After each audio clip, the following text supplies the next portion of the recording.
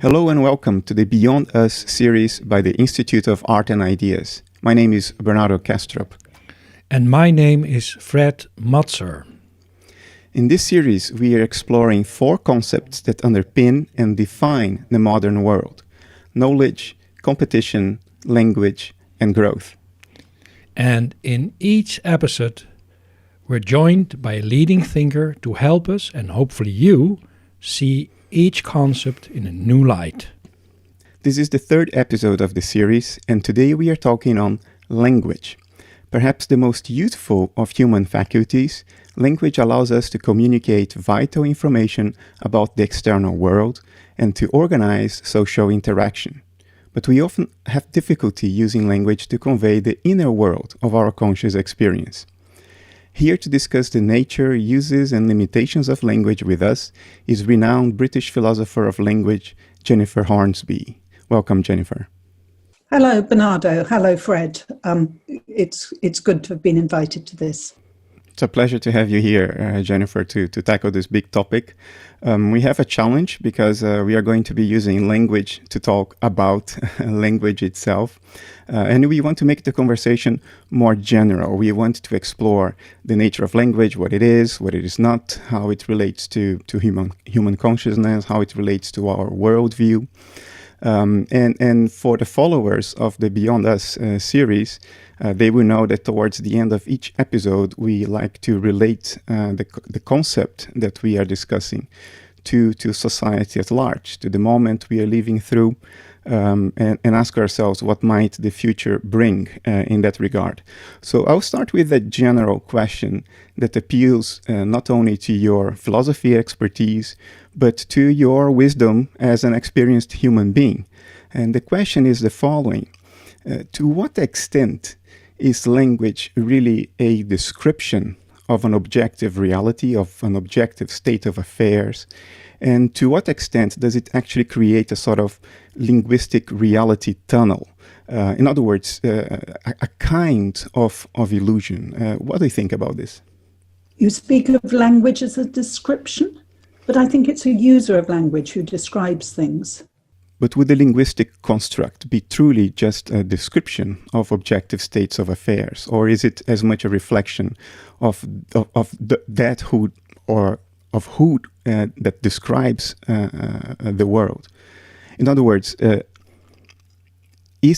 are descriptions in language really objective and neutral, or do they capture actually a subjective point of view, a sort of idiosyncratic reality tunnel, so to say?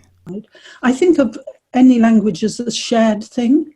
So it's not, as it were, just the speaker who's coming out with some words, who's attaching concepts to what one might call things in the world. So if she says things and thereby applies words to things, I think she's achieved a record of how things are objectively, if you like. So you don't think that our use of extremely loaded terms, like the first one that comes to my mind is God. There are probably 7.5 billion different definitions of the word God, but we don't preface what we say by attaching our particular definition first. We just use the words as they have meaning to us, and that meaning may not be entirely shared. Yeah, God, of course, is a difficult case. I mean, I think if I use the word, it depends whom I'm speaking to, quite how I think of the word as being understood. Because what one wants to achieve in communication is a shared understanding. The speaker says it and the hearer hears it, and they now both know what the speaker said.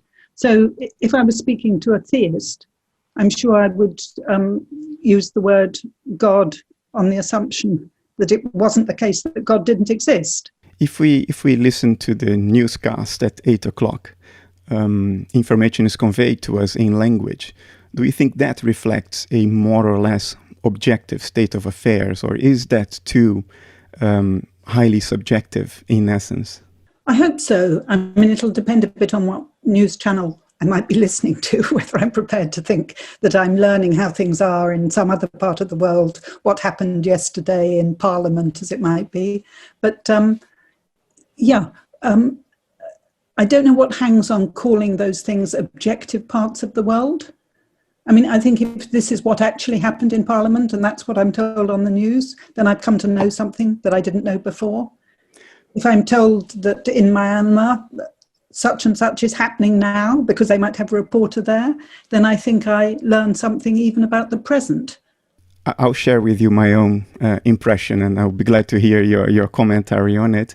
Sometimes I am scared that our worldview, things that we take to be objective facts about reality out there, what reality is, how it behaves, our relationship with it, may reflect a lot more our own linguistic patterns of thinking and the linguistic structure of the way we think about the world. It can reflect as much about that as it may reflect a objective state of affairs like that. And every now and then I get caught with this, oh my God, I think this goes further than I would ever dare admit that we are living in linguistic reality tunnels, so to say, which are given by what we tell ourselves in inner language regarding the nature of the world and the states of affairs out there. Have you ever had an impression like that you suddenly get caught off guard? I don't think I share your fear. Okay. But I mean, that's partly because I think that language is is something I share with others, as it were. So it's not as though there's me and my language and it confronts this world. And maybe it doesn't confront it in quite the way that I'd always hoped, not sharing your fear, as it were. I'm sure Fred will we want to take you more to the subjective side of things, descriptions of inner states of affairs, like our inner feelings. But before we go there, I don't want to insist too much and beat a dead horse, but there have been studies showing, for instance, that our perception of colors may be highly influenced by the words we have to express the differences between colors. So if your language has a richer color palette in words, then you see more colors, or the other way around. Like there are studies on a tribe in Africa that the tribe is able to discern a lot more subtle differences in green than Westerners are, and so happens that their language has a lot more words for green than our language has. So would this suggest some sort of linguistic loading even in our perceptions themselves, or you don't give credibility to this kind of studies? Because as grown-ups, we've all learnt some particular human language. Some of us are lucky enough to have learnt two, as it were. And we make use of such concepts as we've acquired by virtue of learning language and living in the world in which this language is used. So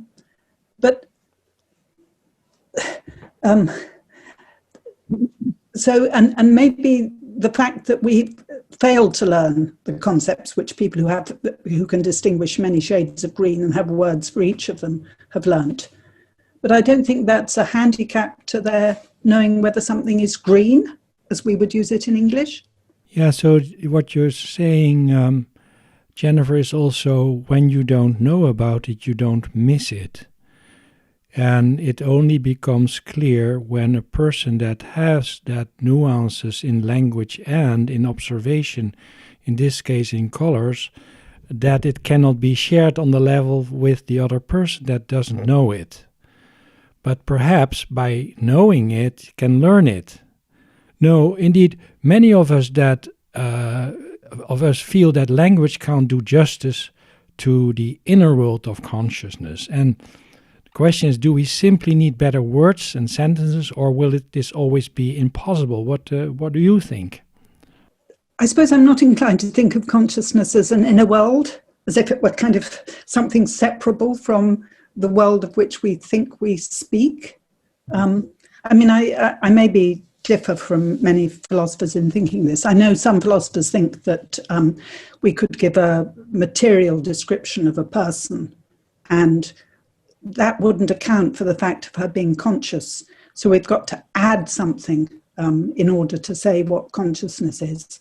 But, I think there are human beings and they are conscious, as it were.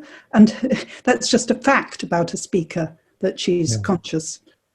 conscious usually of what she's saying. But So I don't think of consciousness as attaching to an inner world. I should say, in saying that, I'm not attending to something that Bernardo said earlier, which was connected with knowledge specifically of oneself, because I'm thinking, as it were, I'm conscious of the world around me. I can tell you what's here. I'll be conscious in so saying. I'll assume that you consciously hear what I say. That, of course, doesn't speak to the specific question of what one knows of oneself, which perhaps one's particularly inclined to think of as inner. Is it more difficult, you think, to establish commonality of meaning and intent when it comes to our inner world? Because when it comes to objective facts out there, like if I invent a word for a house, like the word house, we can establish commonality of meaning by pointing to the house and saying, that's what we mean by house. But if you're feeling in a very particular way, it's difficult to point at that and say, this is what I mean by the word sadness or despair. We have those words, but isn't it more difficult to establish this commonality of meaning when it comes to our own private inner feelings? Yeah, you spoke of yourself as inventing the word house. I deny that you invented it. I know what it means. It's a word of English which you used. And I think there's a tendency to think concerning any word that someone might at some point have stipulated what it means, as it were. So a house means something which people, they see that people, so, and I'm going to call that a house. But that seems to me just wrong. I mean, we grow up in the language which is spoken around us, spoken probably by our parents and carers and others around us. And insofar as we know what words mean, it's because we've come to know what they mean through this process of acquiring language. So words emerge, they are not merely defined. They're not merely defined. I suppose that's one thing I'm saying, yeah. I mean, which isn't to say that you can't, for some words, want to give a definition of it. And someone who didn't know what a word meant, if they were fluent in language, you could use other words to enable them to understand now what this word, which they hadn't previously heard, had meant and continues to mean. Which brings me to a topic pretty prevalent in society today.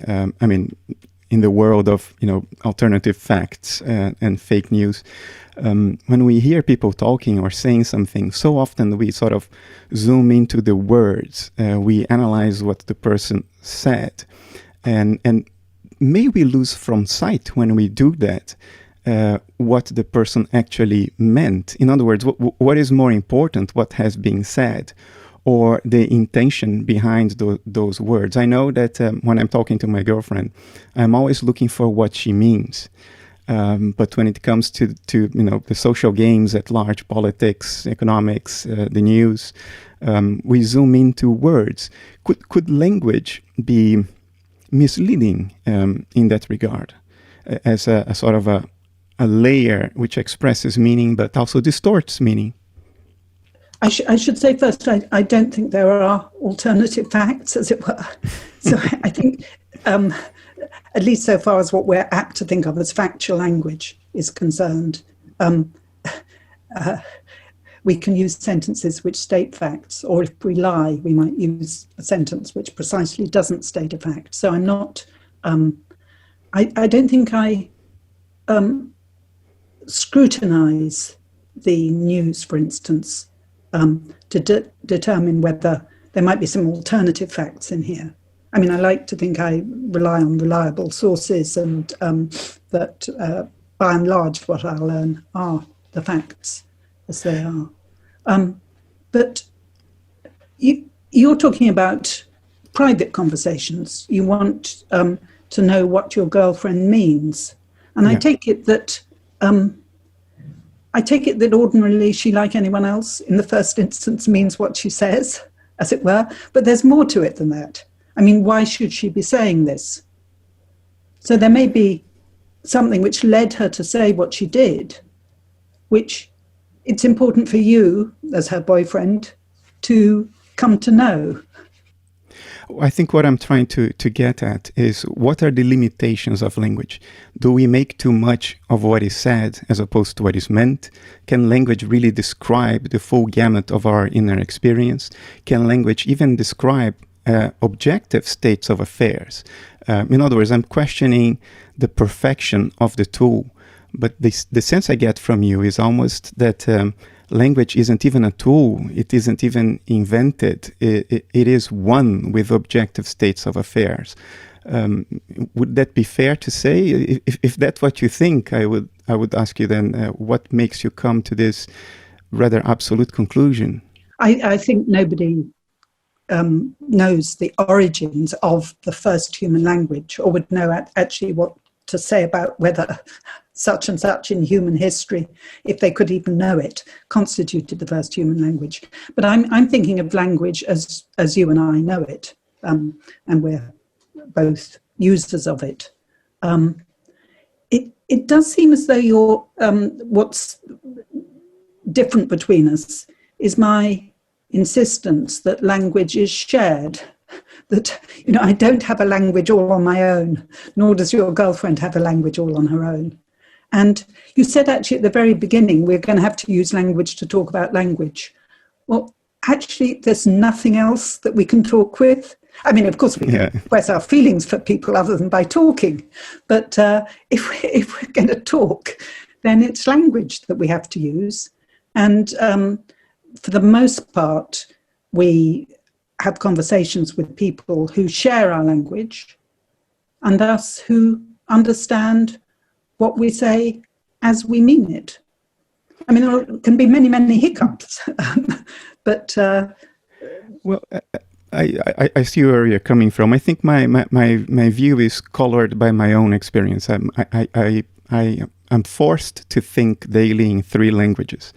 And I often catch myself thinking about the same thing differently, depending on in which language I'm thinking. So my thinking reflects the structure of language. In the Dutch language, objects tend to come first, and verbs go out to the end. So it forces me to think through the complete thing I'm trying to get at before I say the first word.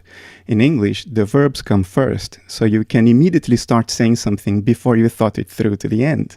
And then Portuguese is again differently. It's a language that has a lot more synonymous words, but more nuanced. So I see that happening myself. But if I can ask this question more precisely. Are you with Noam Chomsky, that language reflects a universal grammar that is encoded in our genes, that we don't really invent it, that language is a reflection of how we think and how we have to think because we are human beings? There's an extent to which I agree with Chomsky, which I think possibly you don't agree with him about.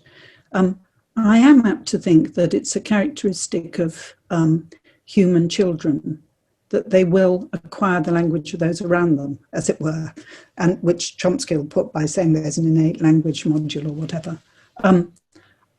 He seems to think that this has a universality, which I might want to deny attaches to it, because I think, they acquire the language of those around them, but of course the language of those around them has been formed, because it existed for many years, in the context of the social practices of those around them, which might be quite different from the social practices of a typical person in the UK who speaks English.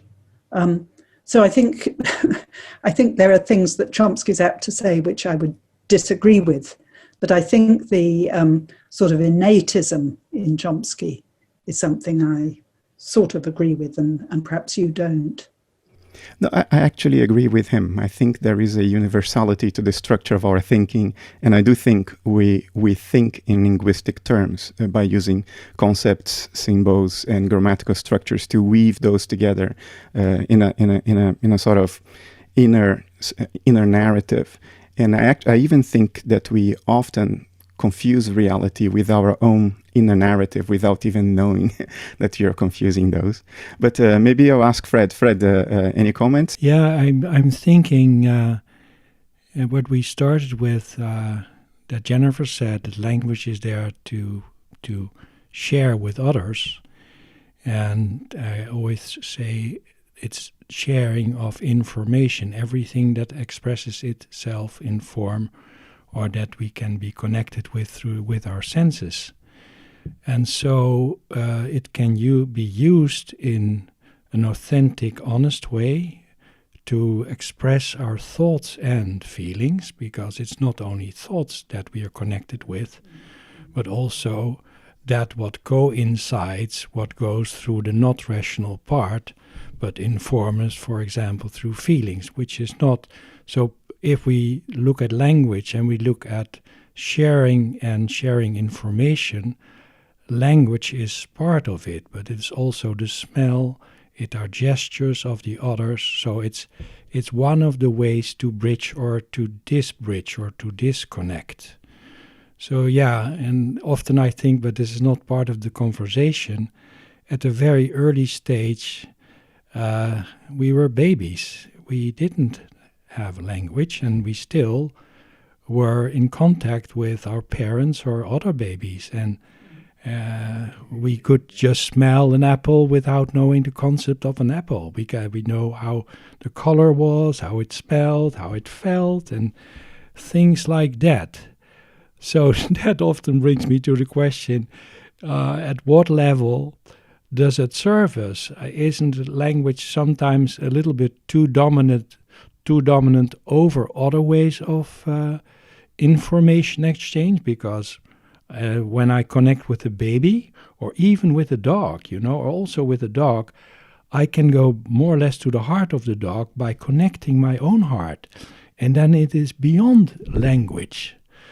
So, yeah, this is just not a question. Perhaps it is a question. It's more a reflection that I'm getting now. Yeah, I think the question that comes to me when you said that is there a world beyond language? In the sense that a world that cannot be described in language? I think I'm tempted to answer that question as you put it, no.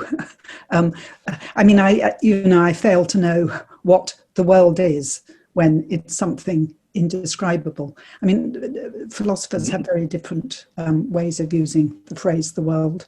I'm apt to think the world is that wherein we all live, and indeed our dogs and all other living things live.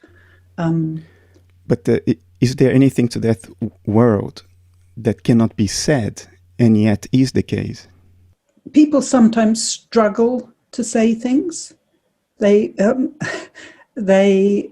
There's something that they'd like to say and find it impossible to say. I don't deny that that's a possible phenomenon. But you think those things are describable, at least in principle? Maybe that one experiences emotions and has to give up, as it were, trying to formulate exactly how one feels using language. I mean, I should say, this is in response, I think, to something Fred said. I don't think language stands alone. I mean, if you're a student of language or linguistics or philosophy of language or whatever, you take this phenomenon of exchange of information, then realize a whole lot more can go on than simply exchange of information. Commands can be given, etc., feelings expressed. But of course, that's never all that's going on when language is used. Yeah. I mean, I was very struck by this actually by reading the Norwegian Knausgård. He was giving an account of what went on at Hitler's campaign rallies, as it were. And his thought was that actually what was said, if he transcribed it, was more or less irrelevant to what was going on. I mean, what he was doing was whipping up emotions in order that people should think that there was a a better world without politics, free from the usual constraints of rationality, etc., etc. And that was what they found immensely attractive. And that was how he came to have so much power. So this was the suggestion. I mean, I don't know anything about it. It was written in the context of thinking about what Trump might have done on the 6th of February. That's why there was this discussion. But I'm sure he got something right. So, as it were, language was being used, but much more was going on than one could possibly know about by reading the words that were said. But those goings on were still, in principle, describable by language, you would say? I actually looked up a bit of the Knausgård, and I think he thought that what was going on escaped analysis. So he was able to tell one, as it were, the state of mind in which those listening to a national socialist campaigner, the state of mind that people listening to such a one came to be in. And of course he used words, but it isn't as though those were the words that were being used by the person who was putting them into that state of mind. Yeah, I get you.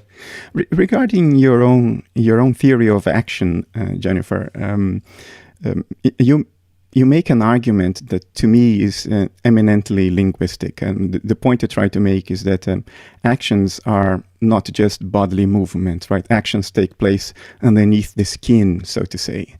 And your argument for that is based on the idea of transitive and intransitive verbs. Is that incorrect, what I just said? No, I think, just as I've said, we use language in the world. I think we act in the world. And it would be perfectly wrong to think that we had even started on account of action by saying actions are bodily movements. Though, of course, philosophers who are interested in philosophy of action think they're interested in, as they might put it, mental, physical connections. So bodily movement comes to the fore, because when one's acting, one's body's up to something, not, so to speak, just one's mind. But not that that's necessarily a good way of thinking about it, but it explains why a philosopher might say all actions are bodily movements, as indeed some philosophers have. But that was precisely my point. The question is a much broader, almost metaphysical question, right? Are actions an external reflection of inner intent or not? And what strikes me was, at least in the first Jennifer went about it with a linguistic argument to address what was in principle a metaphysical question. And that to me was very striking, because it seemed to put language at the very forefront of a worldview. But would you say you departed from that? Yeah. I mean, I was earlier meaning to question your use of inner consciousness, as it were. And of course, I can intend to do something or other, and there's nothing outward to show for it. But I think as long as I'm actually doing something, I mean, I may be doing something trivial, like drinking a cup of coffee or making a telephone call. I think my intention is, so to speak, therein. It's outer. What I'm doing intentionally. If I can't resist this, I have to ask you this. The original Wittgenstein would adopt the correspondence theory of truth, right? I mean, you can make statements, and if those statements correspond to external states of affairs, then those statements are correct. Otherwise, they're not correct. The later Wittgenstein basically said all philosophy is just language games. All philosophical problems are language problems. They have no objective existence. They don't need to be solved. They are not out there. It's stuff we make up with our use of words. How would you see the present Jennifer, the mature Jennifer, in relation to that changing Wittgenstein's view of philosophical problems and language? Yeah, I think the early Wittgenstein, the one who wrote the Tractatus, was, how shall I put this, interested in symbolic systems. Right. Whereas the later Wittgenstein, and you've used the notion of the language game, was interested in language as we actually know it. So if I wanted to say stuff in philosophy of language, I'd be much more likely to want to say such things as the later Wittgenstein, the one of the investigations, said. But then wouldn't that imply that the meaning of every word is dependent on the meaning of other words, which sort of relativizes language completely and makes it difficult to say whether language can actually capture objective facts? That the meaning of what you say is dependent on the meaning of the other words involved in the game. They are not absolute, they are relative. They depend on that network of interrelated meanings. To me, in my interpretation, and I'm the first to admit that my interpretation can be completely wrong because I'm not really a Wittgenstein scholar, but what the contrast I see between my understanding of what Wittgenstein meant there and what I picked up from you today is that you seem to attribute more definite meaning to words as opposed to a relative meaning, the meaning they have when they are included in a network, in a web of words that give each other relative meaning. Yeah, I don't know that I want to speak of relative meaning, but I think one should think, as I guess Wittgenstein wanted to think of language as a whole in trying to say something about the playing of language games, as he put it. Yeah, one necessarily so. One at a time. I mean, I think if I talked about the meaning of words earlier, it was because you were asking me questions about that. And I don't think it's wrong to say concerning any particular word that it has some meaning. Ordinarily, one can say what a word means easily enough. Sometimes if someone doesn't know the meaning, one has to go to other words, resort to other words to explain the meaning. But I don't think that makes the meaning relative, as it were. So you do attribute to words a definite, I will use the word absolute, but I don't mean it in a super metaphysical sense. I just mean it as non-relative. You do think our words have non-relative meaning. So they do capture an objective state of affairs. Whether it's true or not can be verified, but our words don't depend on the implicit words we have in the networks of meaning in our own minds. Like what I may mean by God depends on what I mean by a number of other words, like transcendence, spirit, matter, causality. All that gives relative meaning to the word God as I use it, or in the context I use it. But you would say, well, words beyond that should have very well grounded, definite meaning. Fred? No, I think, is there anyway a objective reality? Aren't we all people that live in a different place in a different time? And we look at from a perspective, and we can, if we sit at one side of the table, we might have a kind of same idea about what we saw. Even then, our observation may be handicapped because one person may have fever and the other person is sneezing. So it is I think I've always struggled with the idea of what is objective. The more precise you go into details, the more difficult it is to see what is common ground in objectivity. So but Jennifer, something comes up. You being an expert on words, I realize that we humans are one of the millions of forms of expression on this planet, and as I think to know, we are the only ones that help our communication to do it as well in words. But when it relates to information exchange, but ants, bees, trees, dogs or birds, or they all communicate all the time with one another without words. They share information fields. So we are quite an exemption. And that comes sometimes to the thought, how would it be if we keep on behaving like babies? and not use words? Of course, it's a rather abstract question, but it was just an idea that comes up right now. I think it's characteristic of human beings to be language users. And I think that goes in hand with their the kinds of knowledge that they can have, as it were. For instance, of the past. I mean, think how much we know by virtue of being able to say what happened. That's unique, yeah. Yeah. I mean, I think we are very much unique as a species, but we're not unique in some sense communicating, having others come by bits of information because others have done something by virtue of which they know it. I'll ask you a more concrete question. What can philosophy tell us about the darker side of language? How it can be used to lie, mislead, and manipulate people? What do you think about that? It's sometimes, I mean, in recent years, it's come to amaze me how ready people are to believe what they hear when manifestly, as far as I'm concerned, what they hear is simply a lie. And I think there are all kinds of ways, actually, not simply by lying, that language is implicated in what people at large come to know, say within a political system.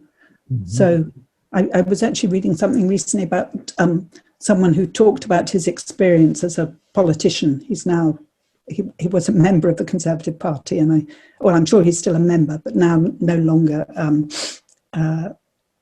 is any sort of minister.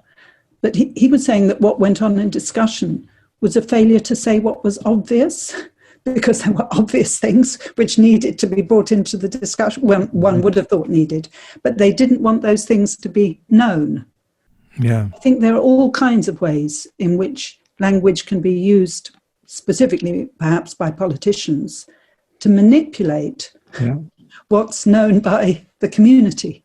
But I don't think I need to be a philosopher to be in a position to see that goes on.